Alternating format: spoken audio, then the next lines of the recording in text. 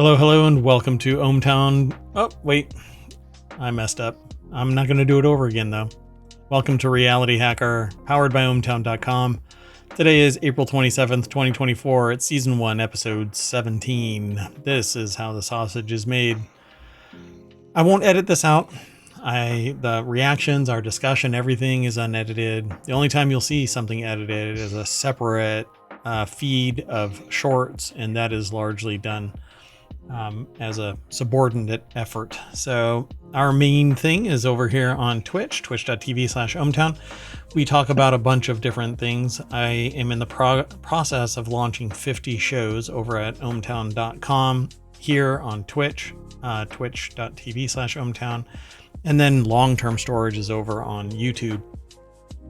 You can also follow us on Patreon. There's a Discord and TikTok, as long as it's around, but all of the shorts are really being posted over on YouTube right now. At any rate, let's get into it. Again, it is Reality Hacker for April 27th, 2024, Season 1, Episode 17. We're going to be talking about early access SORA synthetic cells that act like living cells, LLM Personalization, Wearable Robotics, Ludicrous Speed in VR. Need to correct something real quick. AI predicting politics, a new humanoid robot, quantum genomics, or genomics if you want to pronounce it that way, fake until you break the bank, and deepfake doppelganger interview. I don't have an intro yet still. I'm going on a long time for that, but let's do this. Everything's powered by ohmtown.com.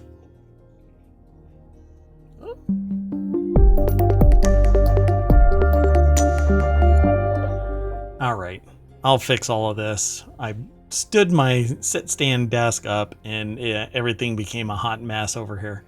At any rate, let's get into all of the articles right after this. I am Mayor Watt. All around me is the sentient AI from the future. Good evening, ohmTown citizens. The critters in ohmTown are evolving again. Yeah, apparently. And it's only when we start doing the shows. So that's okay, though. Let's do this. Okay. So the very first article is over on the Wanted channel, which is actually a show that's right after this show. Right after this show is going to be Wanted and Warcrafters. And then tomorrow, we're going to do ohmTown Daily News Show, the Continuity Report, Technology Today, Four-Wheel Tech, and I'm going to do a really quick, 5 minutes about a new show that's going to drop. I'm going to announce it right now for this show too, called Mix War, where you're basically going to be encouraged to use artificial intelligence solutions to create your own music, pick a battle with somebody else. There will be a vote as to who the winner is, and prizes will be awarded. What those prizes are have not been determined just yet. We will see how that all plays out. But the inaugural show will be next weekend when we have, I will actually have an album of music generated and maybe some other things that we can talk about. But it will be an hour-long show talking about the music, talking about the tools, how to do it, what to do. But mostly just enjoying the music and talking about it between sets. So again, that's Mix War. So find somebody that you want to compete with, go and use solutions like, let's see, which one should we even get into that just yet? No. Yeah, we'll just start. We'll circle back around. So this first article is over in the Wanted channel, 7 wild OpenAI SORA results from early access testers. If you're in chat, welcome to the show. Feel free to introduce yourself. If you tell me that it's okay to quote what you say in the chat, then I will say it in the stream and it will live in perpetuity, I suppose, depending on what it is. So the creators of ChatGPT, OpenAI, will soon introduce a new tool called SORA that can generate videos based on text prompts. And hence I will have the ability to make music videos for Mix War, right? So this feature is still in testing phase, and what better way to test its limits than to let a bunch of artists play with it? So the article is actually over at pocketlint.com, pocket-lint.com, and Robert Wells is the author. The deck statement says OpenAI's SORA turns text into videos, and artists are taking it to wild places. Check out their crazy, surreal, sometimes weird results. So that one right out of the gate this is like 80s I Want My MTV style kind of music. Yes, that's exactly what it's reminiscent of. So they have these key takeaway sections. Despite its imperfections, artists are exploring new creative avenues, creating short films, music videos, and even physical sculptures inspired by SORA's outputs. I think one of the most amazing things about AI is that it's going to empower a whole lot of people to create. And a lot of artistic creation has a limited amount of compromise involved, where you have to keep on working on it. Oh gosh, I've spent hundreds of hours on this piece of art. I have to just say, yeah, it's ready. Or you sit and you grind away and you try and hone it into something more. And that's a lot like using any other tool of any trade. So with a camera, you could essentially take a picture in a studio and you control everything, but there's still a little chaos in that. Nature photography is out of your control entirely. Street photography, which is what I used to do, sports photography, which I used to do, all of that is out of your control. You don't control a damn thing. So it's an exercise. And you often see award winners just getting something that was completely unexpected. Yeah, some random shot, but it just happened to be there. What is that ice cream place in New York? It has a name that is synonymous with something else. Where it just happens by circumstances. Oh, serendipity. Serendipity, right? So just by serendipity, everything aligns and you happen to be able to take a great picture, or something causes you to do some action and the artwork is fantastical, whatever it might be. I think that that's what AI can be. And we get our inspiration from what we have experienced in life. So OpenAI and all of the LLMs, all of the SORA and other tools build on the historical context of everything that is put under its purview. And so do human beings. The only difference is I have it on demand using AI, whereas it can take 10,000 hours to become. That actually isn't actually proven science, 10,000 hours, but it's a mantra that people say. But it's like well known, right? Yeah. It's all marketing, really. But the idea is that you develop your skills, and that makes you an expert. But in this day and age, you have the world's knowledge at your fingertips, and it becomes a tool instead of something that costs you decades of your existence. And so I have absolutely no compunction about using AI, as long as it is wholly created by the AI in a way where it isn't identical to somebody else's work. And even if it does get precariously close, the moment that somebody says this is their artwork and not your AI generated exercise, the moment you go, well, I generated this music and it sounds just like this person, right? That right there is fraud. You're trading on their reputation. Get the hell out of here with that. Build your own. Yeah, the best example of that might be the fake Drake and The Weeknd collaboration. Yeah, exactly. And there's countless others. In fact, when we get down towards the last article, we're going to talk about an interview where the person interviewing is interviewing themselves, and the uncanny valley they drop into. So Robert Wells, again, over at Pocket Lint, put this article together. And it says here, testers have started sharing their creations with the world, and so far the results range from weird to surreal, that's the inputs, and it's the creator's work. You can make stuff that isn't weird, that isn't surreal.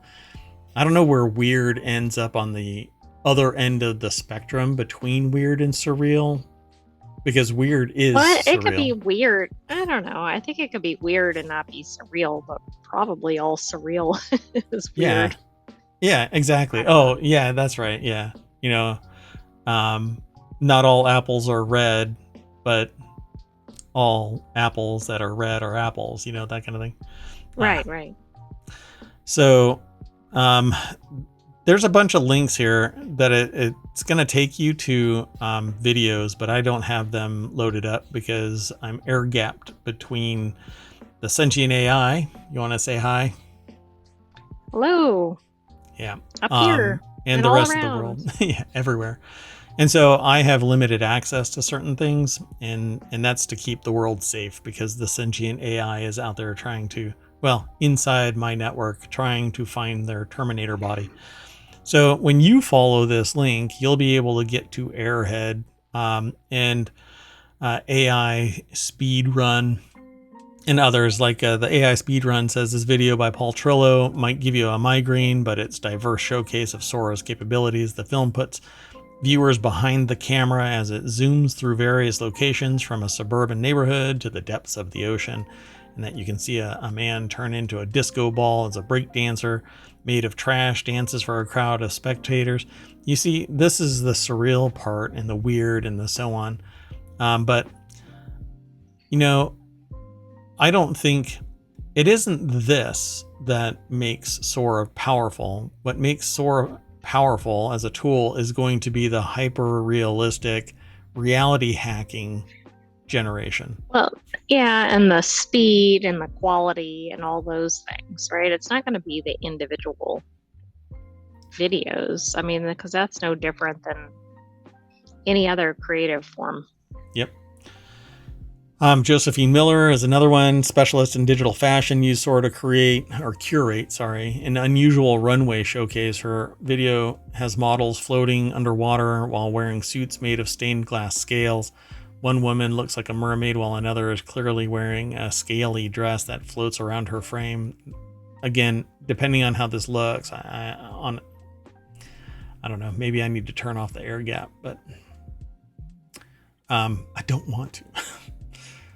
So there's a bunch, but follow the link. It's right there in the chat. You can follow it and look at it directly. It'll take you to ohmTown, which is that link right there. We'll go here, and then you can click visit the source, and that will take you to our actual source. So we aggregate a bunch of data, but we don't take the whole article, and we definitely don't talk about the whole article from, soup to nuts kind of a thing. So we want to tease you into going over and checking it all out. With that in mind, let's go on and tease you some more. This next article is over in the Mobile channel. Researchers create artificial cells that act like living cells. In a new study published in Nature Chemistry, UNC Chapel Hill researcher Ronit Freeman and her colleagues described the steps that they took to manipulate DNA and proteins, essential building blocks of life, to create cells that look and act like cells from the body. It's quite interesting because this isn't like a stem cell that's been turned into something. They've taken the raw DNA. Yeah. Well, I guess, is this so that they can really experiment on without obviously harming humans or animals, or to replicate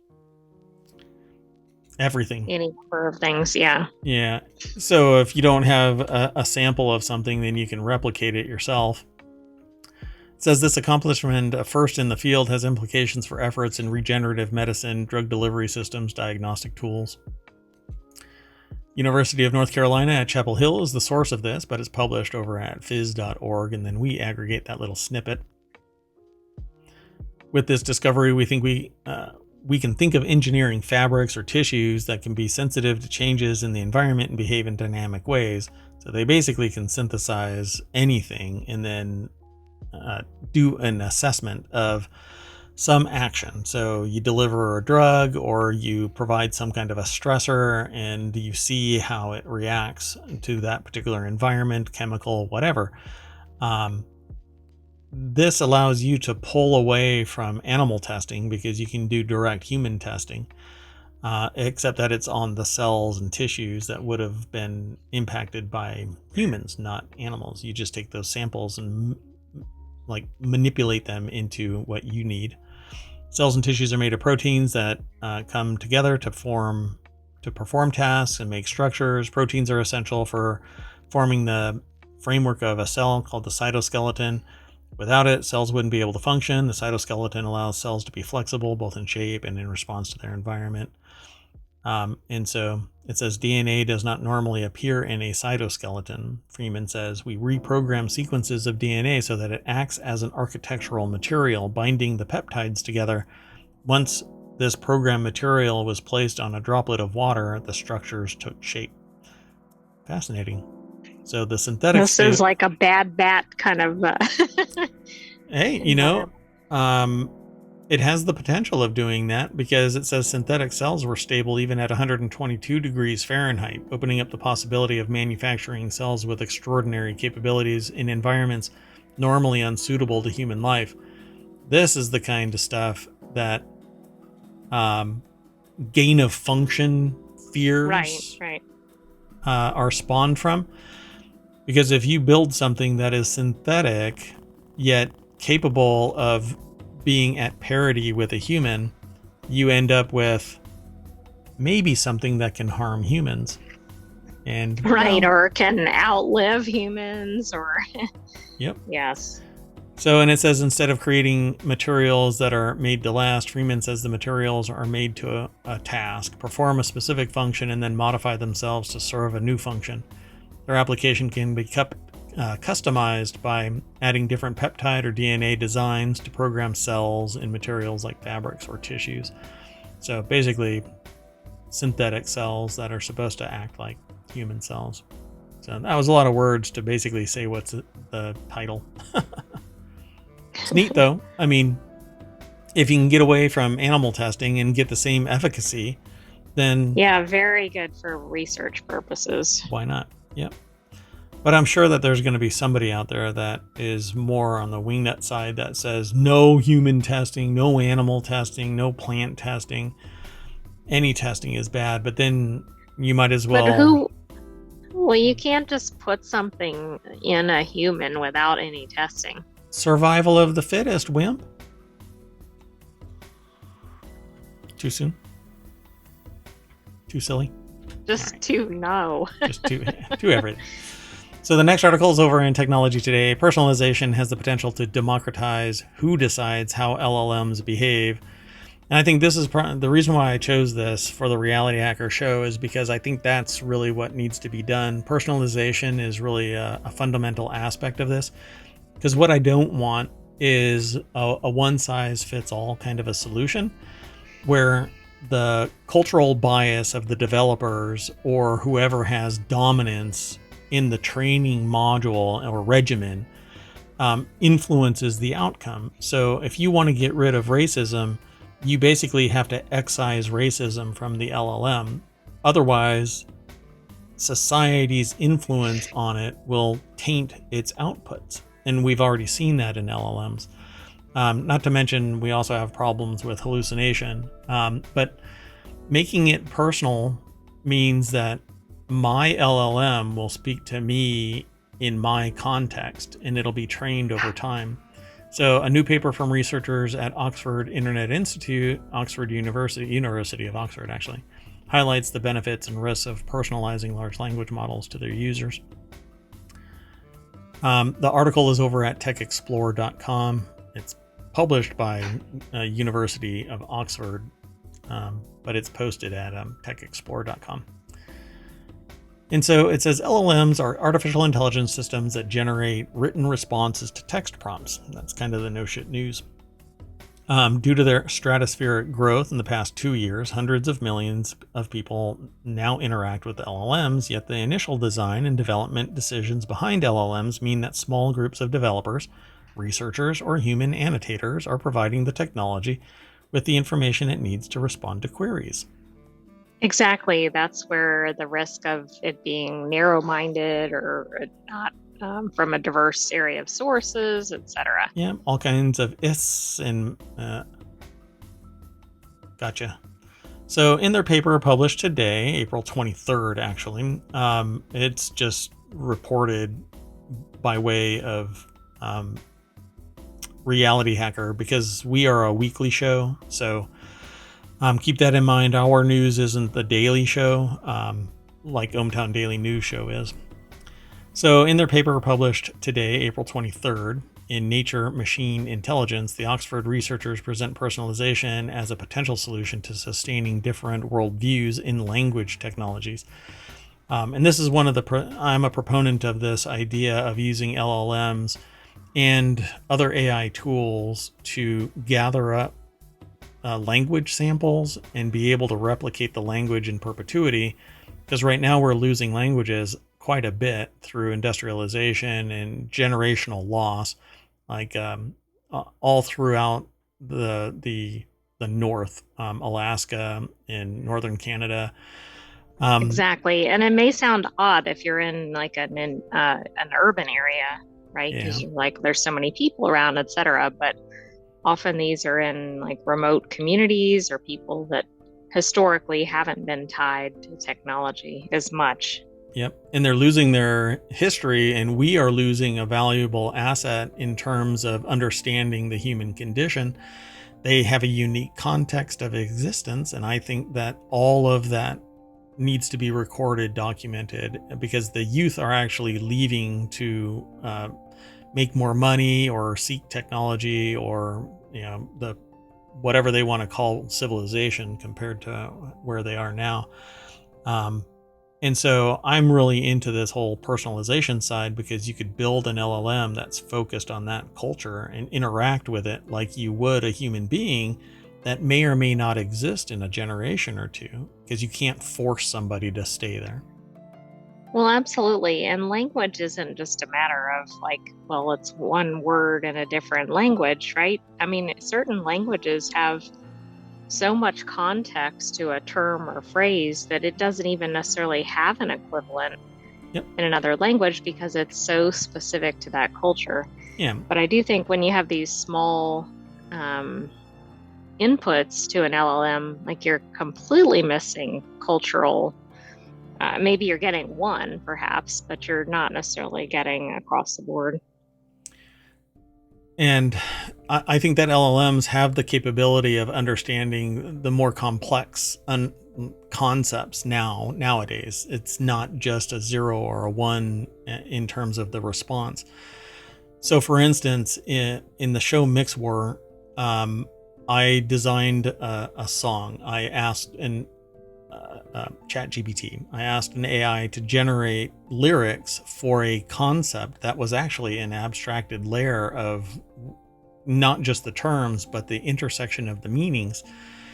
And it spit out lyrics that I think that most people will be impressed by. And not only that, but the music that was generated by SORA, not SORA, I'm not going to say the names until we actually talk about it.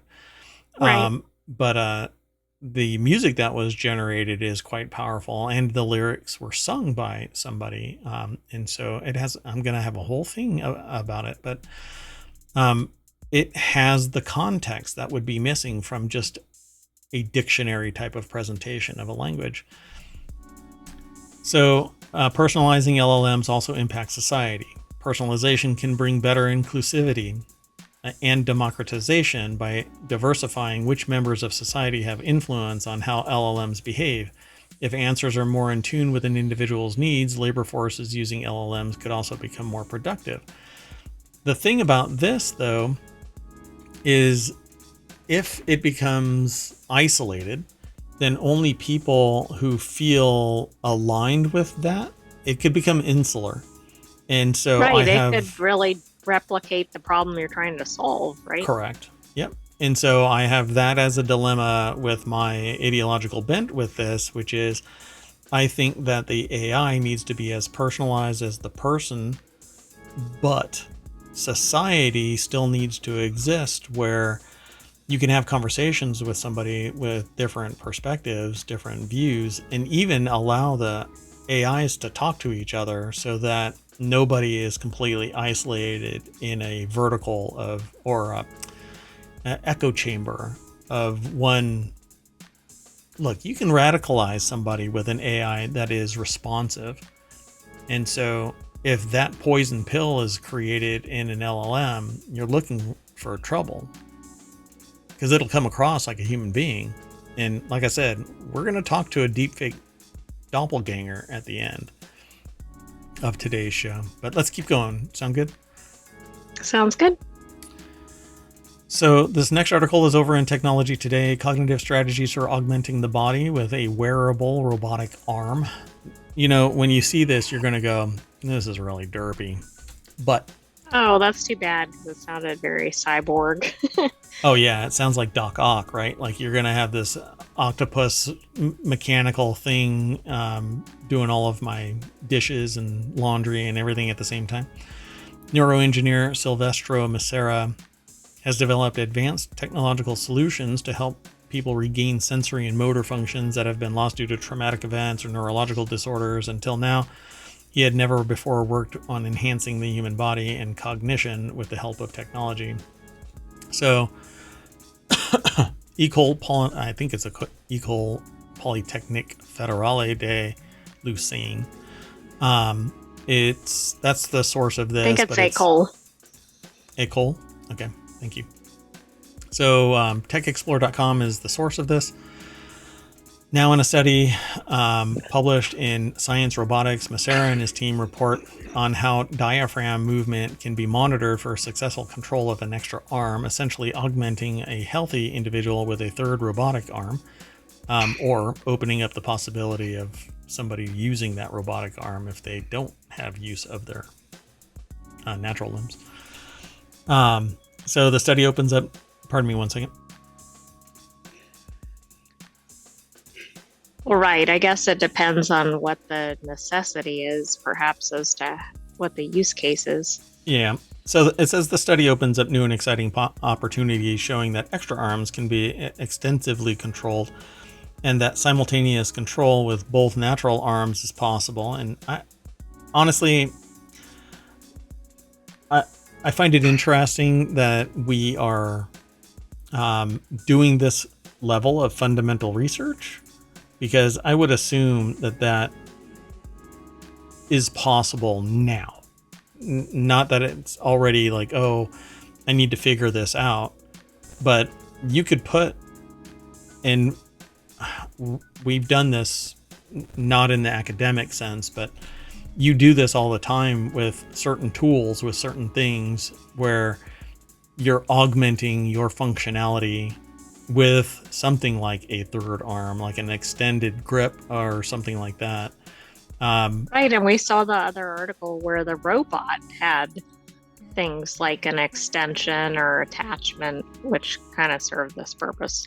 Yeah, it's quite interesting that they're doing this, but it's so highly focused. The study is part of the Third Arm Project, which aims to provide a wearable robotic arm to assist in daily tasks or to help in search and rescue. Macera believes that exploring the cognitive limitations of third arm control may actually provide gateways toward better understanding of the human brain. It's a little gadget that gets strapped to their body. I mean, I guess it's, for instance, for an individual, maybe use at home, right? I mean, right. It'd be hard to see somebody walking around with this, but if they're in their home and they need something, like they don't have use of their limbs or something. See, but to me, this is akin to having like an eye loop to amplify your vision, or one of those augmented seats where you can just stand up and walk around, but when you want to sit down, you bend your legs and it locks everything in place so that you can just have this, virtual seat. I think we've been noodling around with augmentation for quite some time. What really would make a huge difference is if this kind of thing was kind of like with Neuralink, right? You have the ability to control something with your brain and it becomes subconscious and functional like an opposable tail. But that's what this is, I think, because I think you can maneuver both this and your natural limbs. So you're somehow like your brain is going, okay, I need to move whatever, my right arm, or I need to move the robotic arm or something. I mean, that's pretty significant if that's actually happening. So they say in this virtual reality setup, the user is equipped with a belt that measures diaphragm movement. Wearing a virtual reality headset, the user sees 3 arms, right arm, hand, left arm, hand, and third arm between the two with a symmetric six-fingered hand. But you're controlling it with your diaphragm. Oh, okay. I thought you were controlling it with your brain. See, because it's measuring diaphragm movement. They found that diaphragm controls does not interfere with actions like controlling one's physiological arms, one's speech, or gaze.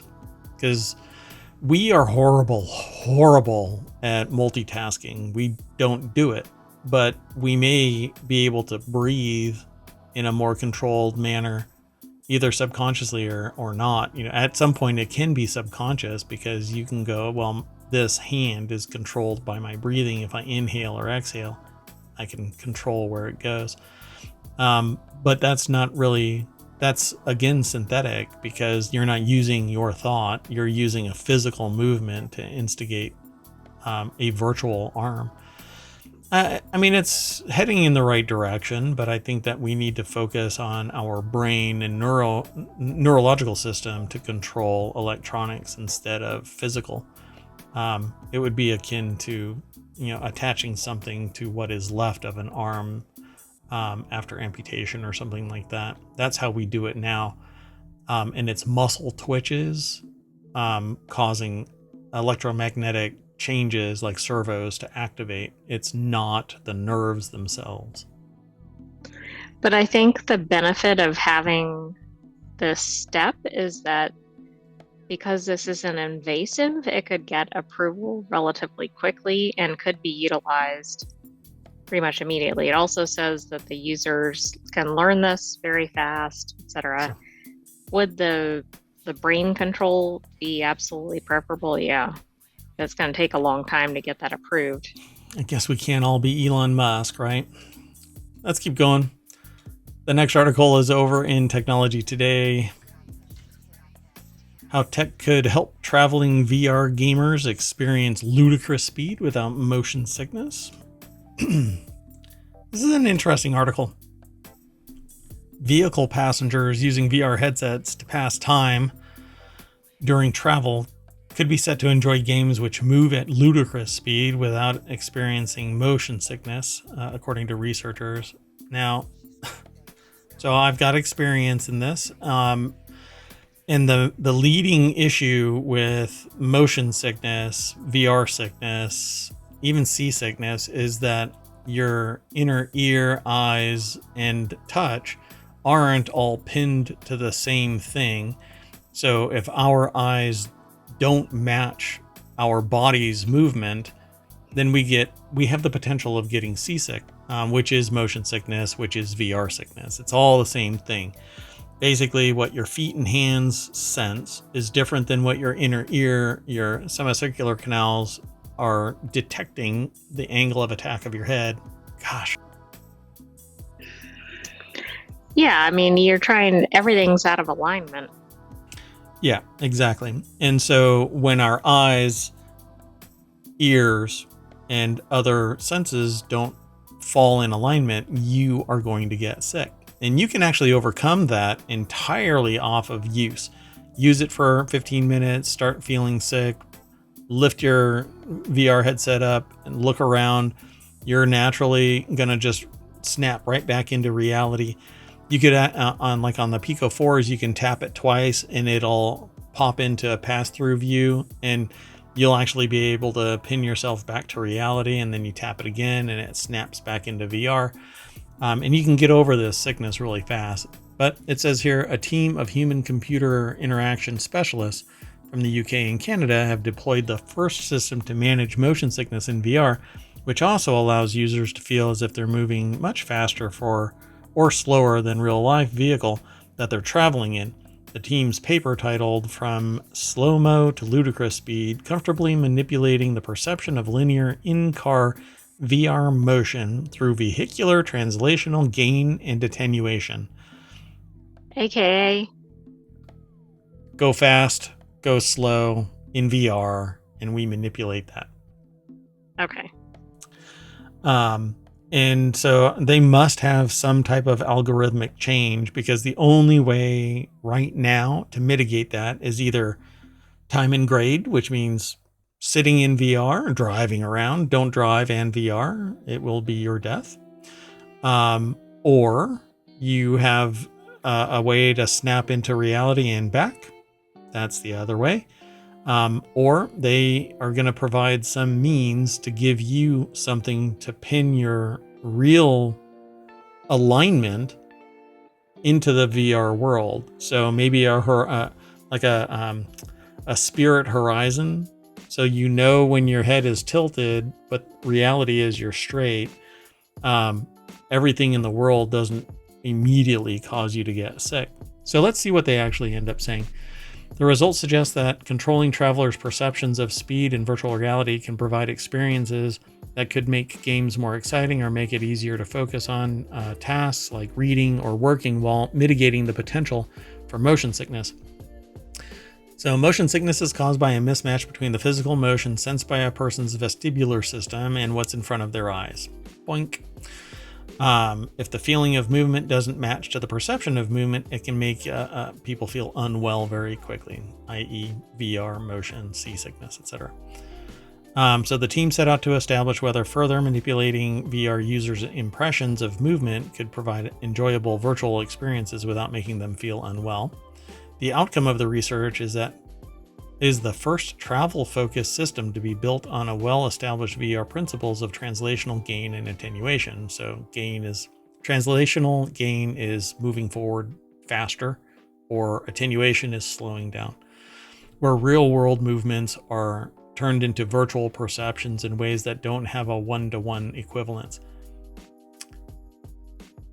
Basically, in VR, you can control how fast your perception of time is. Right, but it's not necessarily equivalent to whatever's happening in the real world.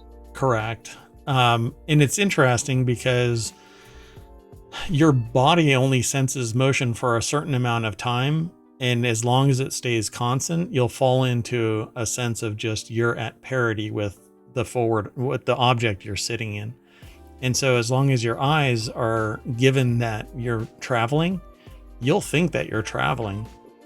But you could be just sitting in that seat and never have left that parking lot. I mean, you could just drive over to the next parking spot.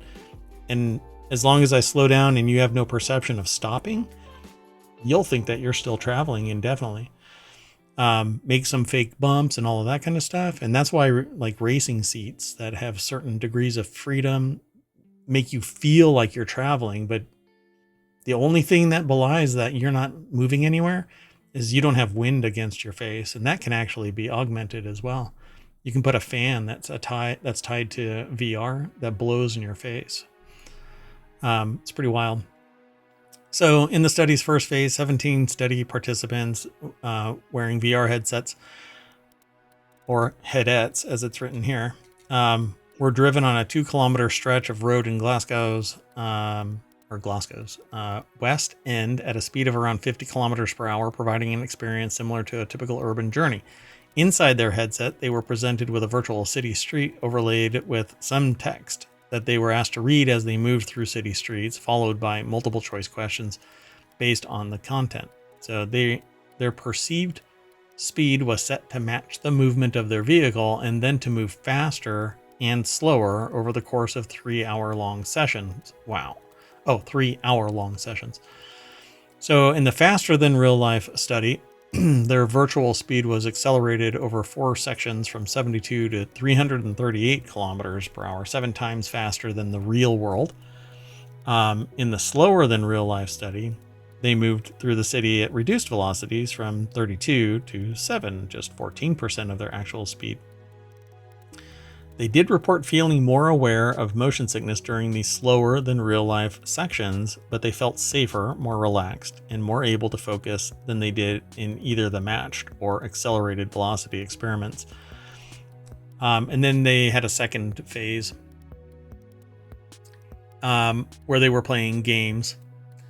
In both, so here the participants told us that they enjoyed the Ludicrous Speed sections of the study, which they felt helped increase the excitement and intensity of the action without making them feel sick. And again, that's largely because of the game's probably hyperkinetic actions. It's expected, and so you switch into a different mode. This would be actually pretty fun research to do. I wonder if they're taking volunteers for the research study too. Yeah, that would be a lot of fun. Huh. All right, so let's just keep going though. We've discussed it before that your perception of time and reality shifts in virtual reality. That's why I created the show RealityHacker. If you can't tell the difference between reality and a reality hack, what's the difference, right? You basically are enjoying your existence, whatever it might be. Here comes Ready Player One and countless other now shows. Oh yeah, and watch out for Neuromancer. Oh gosh. Oh yeah, I'm glad you brought that up. Wow, can't wait for it. Okay, let's keep going though. This next article is over in the mobile channel. AI can apparently predict a person's political stance just by reading their face. I suppose it depends on what's on the monitor that they're looking at.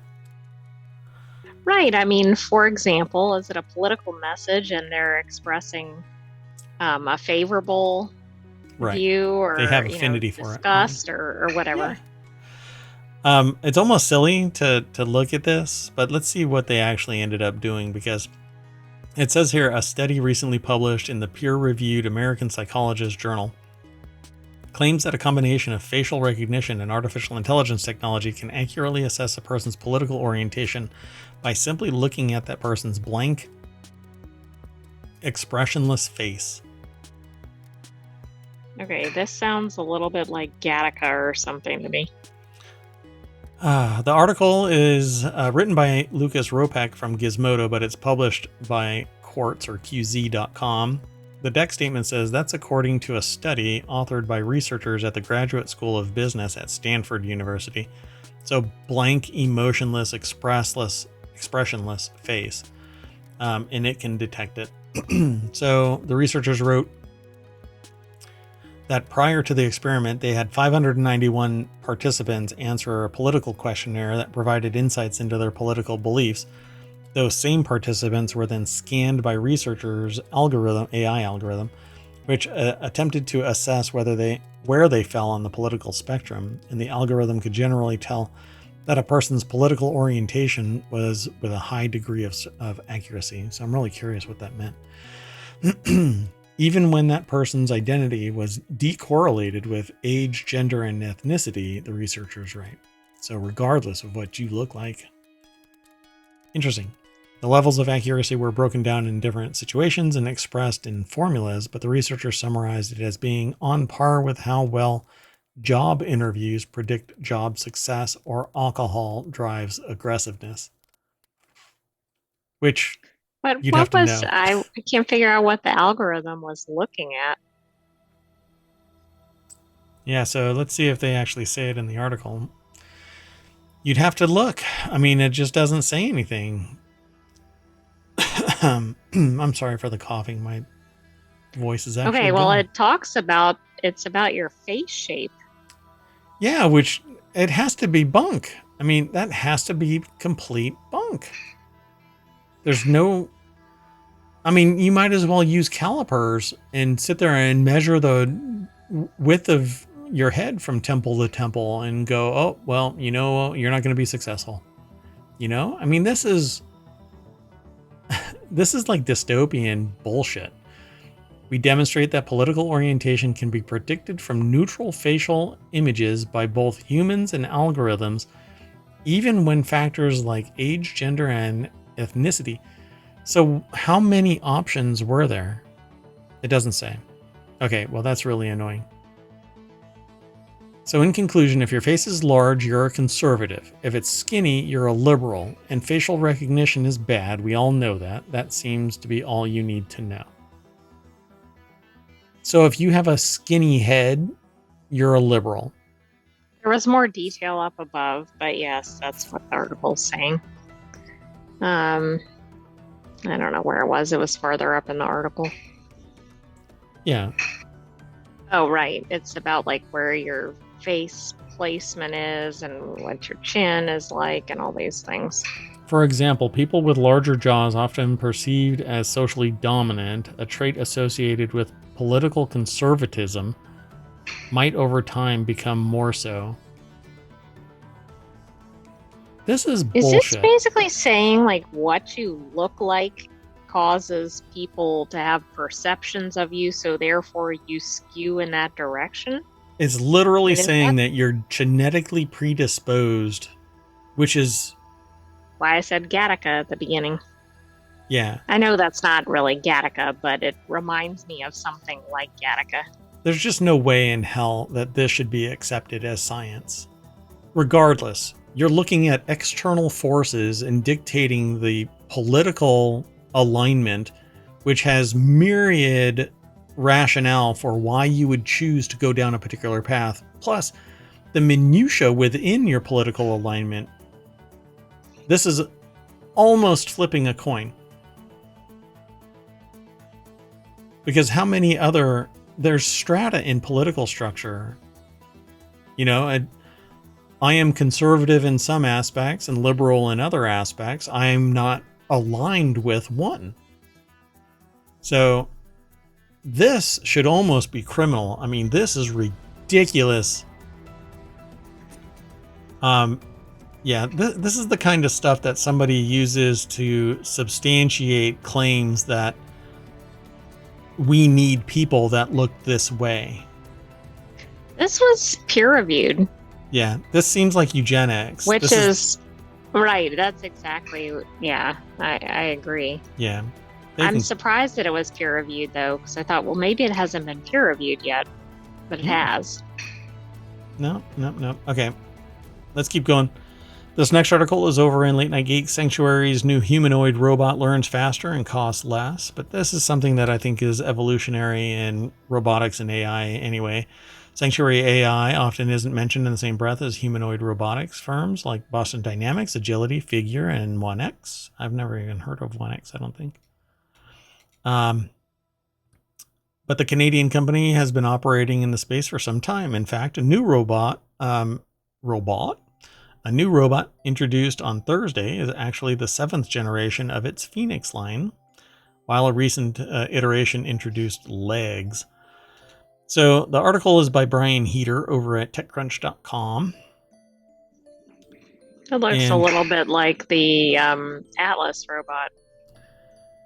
Yeah, exactly. Which is, yeah, that's true. Here, I'm going to hit play. Let me hide it. There you go.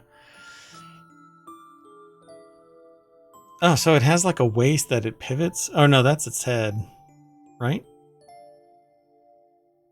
Range of motion, has wrist, individual fingers, opposable thumb, improved force, improved vision. I mean, it looked like it's doing the things that Figure does, although I don't know what the like mental equivalent processing is. Gotcha. Yeah. It looks like you can strap on like little halos that are that have other powers. Interesting. Sanctuary AI.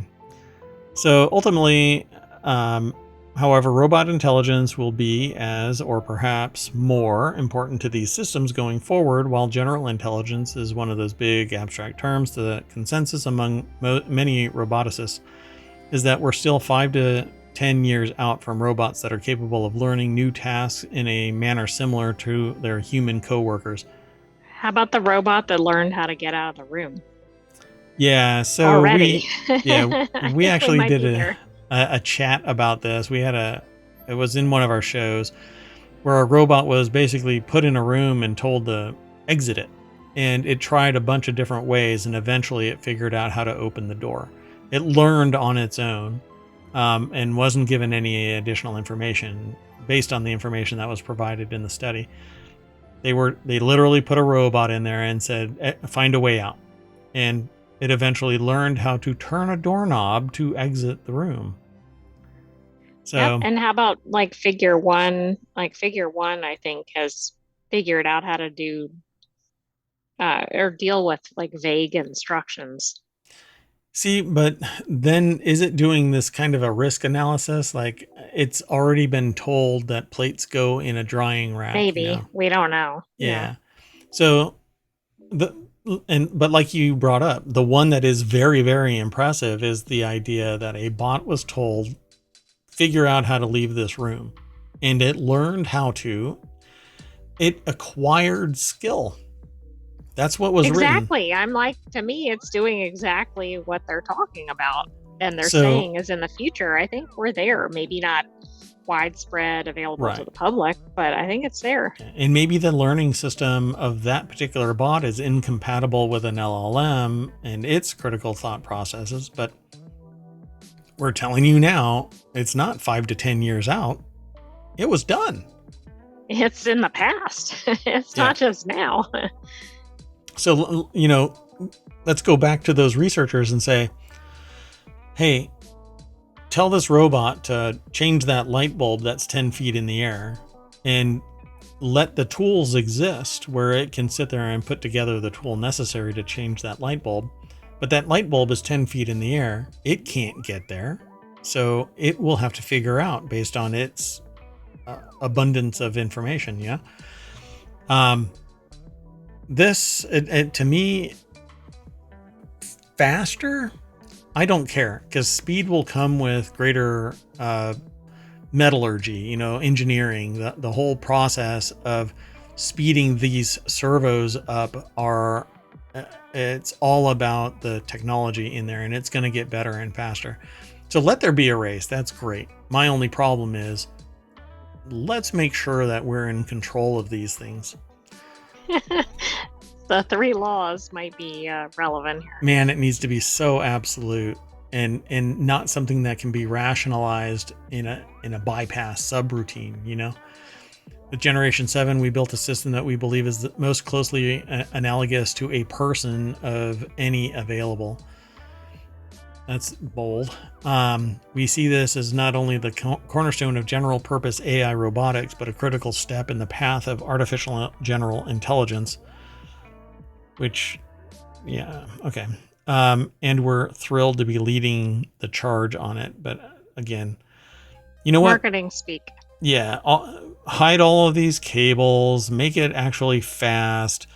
When you watch a robot like move its digits like that, humans don't do that. Our palms are flexing. We don't lift up something like 4 sticks in a twig holding up the glass. Our palms are wrapping around it and we're making more contact. That is fine motor skills. Our fidelity is so much more dynamic than that. So I really don't like them saying that it's that much closer to a human being, whatever. But it's a good move towards it. You know, I kind of dig it. I want one. And I like that there's multiple companies in this space. Yeah, it'll be great, because one of these days I'm going to say, hey, bot, you know, take me here, and they'll get in the car and they'll drive and they'll go park the car and I'll go do my human thing, and then I'll come back and the bot will still be there and fully capable of driving me around, you know. Driving Mayor Watt, coming soon to Showtime. The sequel, long awaited, to Driving Miss Daisy. That's right. Driving Mayor Watt real fast. There's like a spoof or something like that called Driving Miss Daisy Real Fast. I think it's like on SNL or something like that. And she's It's just gotta screaming. be SNL. She's just screaming. So the next article is over in Technology Today as well. Quantum computing meets genomics, or genomics, however you want to pronounce it. The dawn of hyperfast DNA analysis. I'm going to kind of pick up the pace with these articles because this one is going to be pretty in the reads.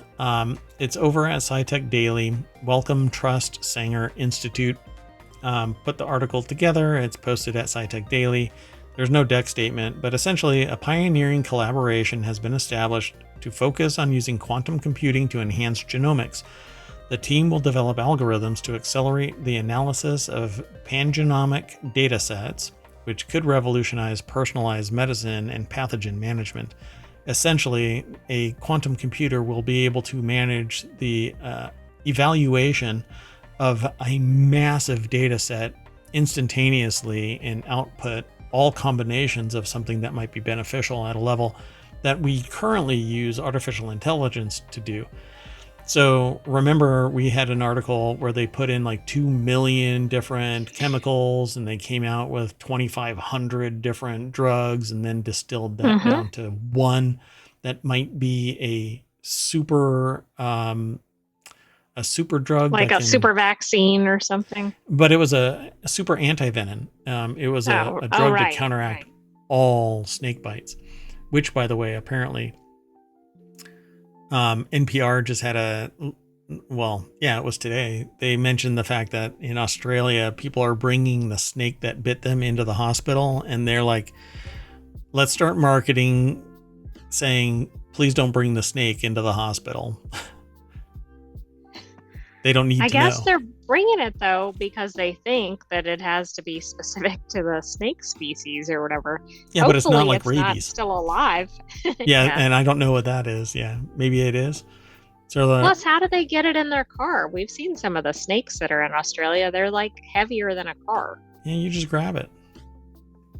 Here you go. Did you see the one going from the roof to the tree or vice versa? Yeah. It was the tree moving from the house to the other tree. Yeah. No, thank you. I do not want one of those. So they say advancements in genomics. Since the initial sequencing of the human genome over 2 decades ago, genomics has revolutionized science and medicine. Less than 1% of the 6.4 billion letters of DNA code differs from one human to the next, which I find absolutely fascinating. But those genetic differences are what make each of us unique. Our genetic code can provide insights into our health, help to diagnose disease, or guide medical treatments. Totally agree. So using a quantum computer to do this, that's really all that I need to say, is that it has a huge amount of computational power. A massive data set can be assessed instantaneously. Comparing subsequent individual genomes to the pangenome then involves mapping a route for their sequences through the graph. And they build this thing called a graph, which is the human reference genome structure. It's linear. Pangenome data can be represented and analyzed as a network called a sequence graph. Then we can start comparing all of these differences, and we can find out what the unique elements are faster.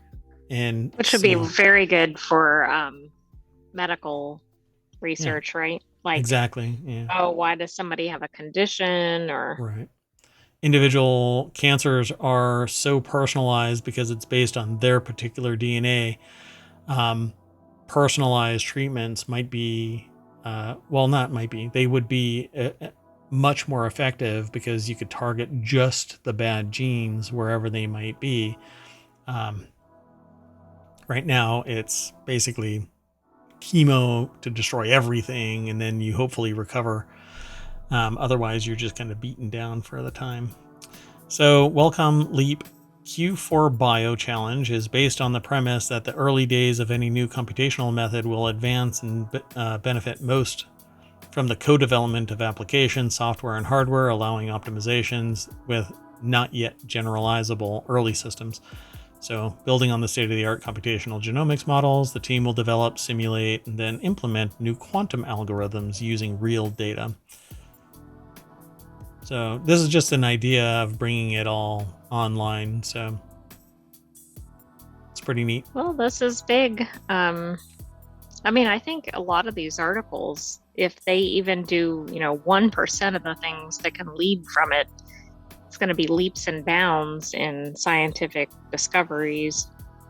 Yep, we need to understand the human condition at all costs, because nature alone, it's slow moving. We've kind of subverted nature in many, many, many ways to get to where we are. And if we stop now, we're basically going to stall and not be able to defend ourselves against nature, because nature really wants us to just kind of flame out. Yeah. Especially in Australia. Yeah. Particularly. Yeah. We've kind of short-circuited natural selection in so many ways. We need to embrace tech.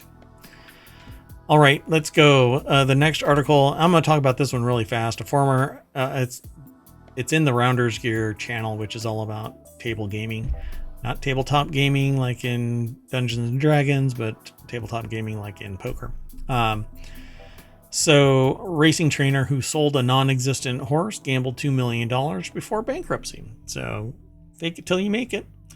A former harness racing trainer from New Zealand was convicted last year of fraud for selling a horse that didn't exist. This week, it emerged he illegally gambled over $2 million prior to filing bankruptcy. The article itself is over at casino.org. Philip Conneller is the author. It says that he sent invoices to 6 owners for insurance premiums on fabricated policies he claimed he had taken out on their horses, and he forged the signature of one of the 2 horses. Sorry, one owner of the 2 horses, not the signature of the horses. They're evolving. Them too. They know all about AI.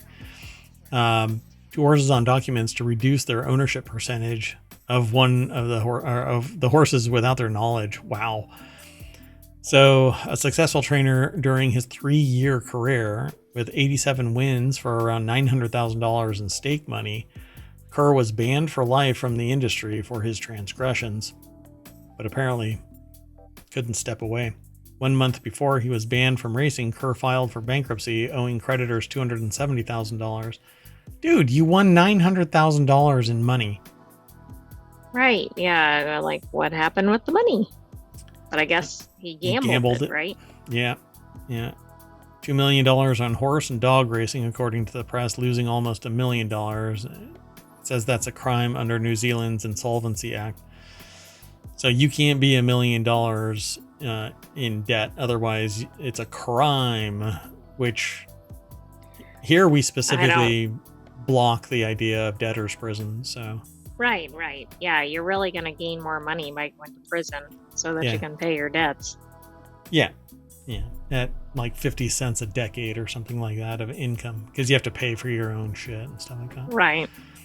Yeah. Well, maybe they don't have for-profit prisons in Australia or New Zealand. Yeah, it's New Zealand. So, but that's a lot of money. Damn. Yeah. To make and to lose, and to gamble it away. I mean, it's so dumb. But I don't know. Can't yuck somebody's yum, but they can yuck their own. Let's go. Yeah, but this person, I mean, aside from the gambling, which could be medical or could be behavioral, whatever, there was fraud. Yeah, well, yeah, that's where you kind of lose me. You're like, no, I could be on your side if you were struggling with it, and you kind of walked yourself down this plank for a considerable amount of time. But when you start manipulating shit, then that's not impulse control. That's right. That seems a little planned out. And let's do this. I don't know. Yeah. So this last article is really interesting for RealityHacker. The reason why I even use that gambling one is because it was a fake horse. Right, exactly. I mean, normally we wouldn't have had that in RealityHacker, but it seemed like a unique offshoot for it. Yeah, and they created all of the documents and manipulated everything so that it appeared as if it was real, It fit into the theme of the show. If a little low tech, but still. So this is quite the opposite. This article is over in ohmTown Daily. That's where it was aggregated to, but that's not the source. Business Insider is the source. And I'm sure that they got it from somebody by way of some other subordinate source. But anyway, Reid Hoffman sat down for an interview with himself, a deepfake of himself.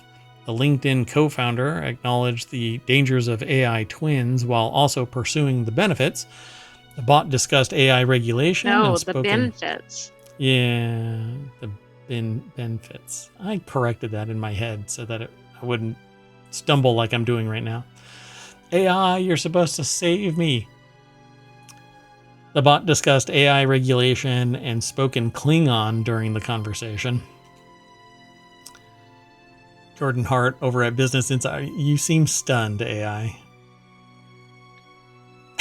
It looks like two people sitting there.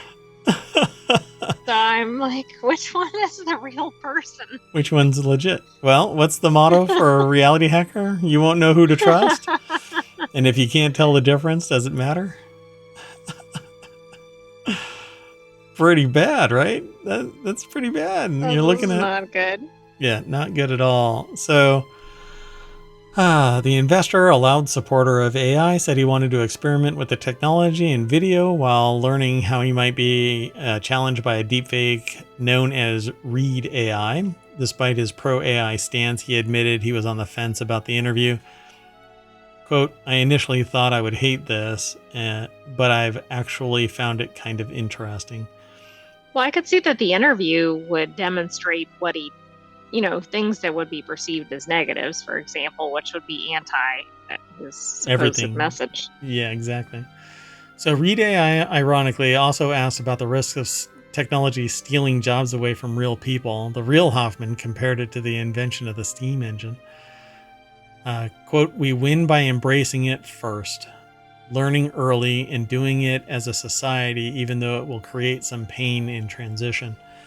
Same thing happened with the vehicle. Same thing happened with the train. Same thing happened with the steam engine, automation, the loom, printing press, etc., etc. Jobs were lost, but look at where we are now, flying to other planets for crying out loud. But we gotta, like, shit or get off the pot kind of a thing. We gotta stop infighting about one thing or another, socioeconomic status, religion, all kinds of things, where you were born.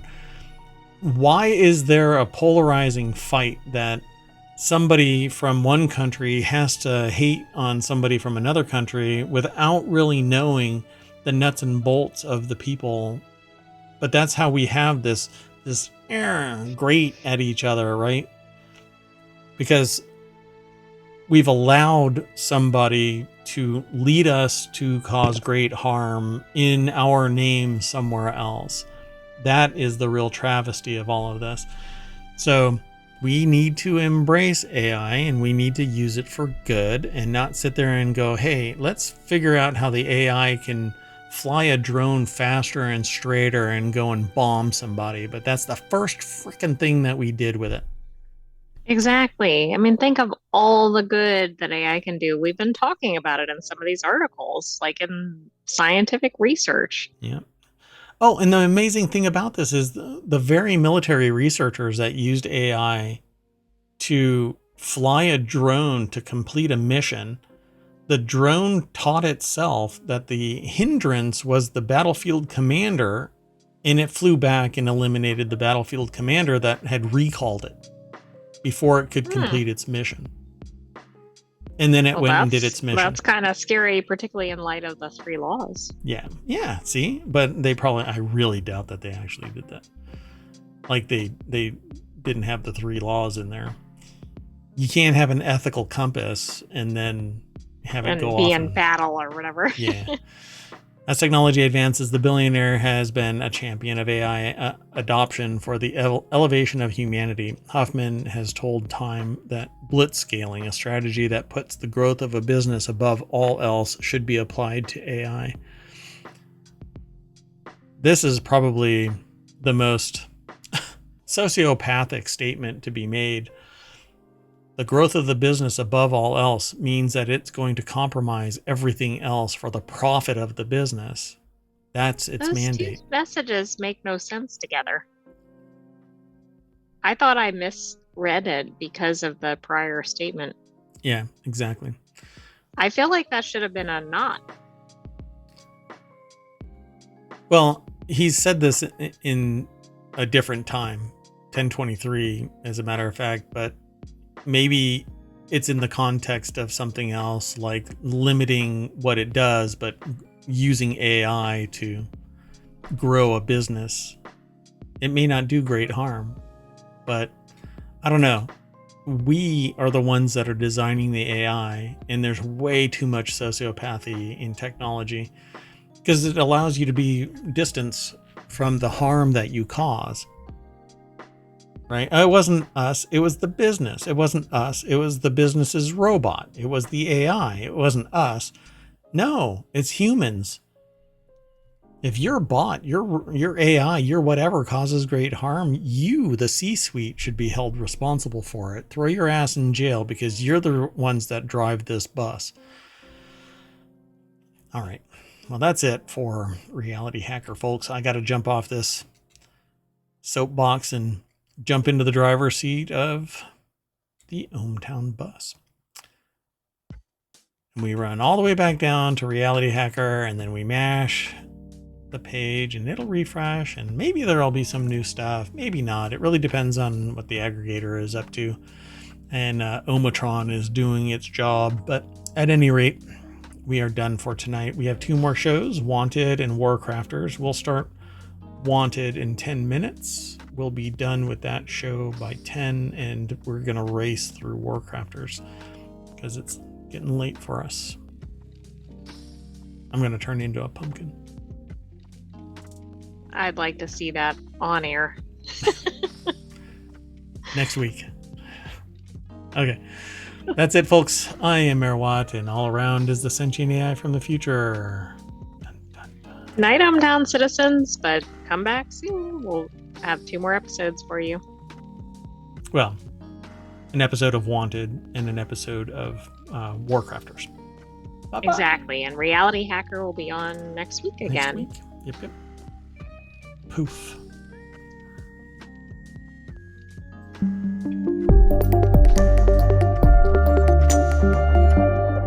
Still no idea why that doesn't autoplay.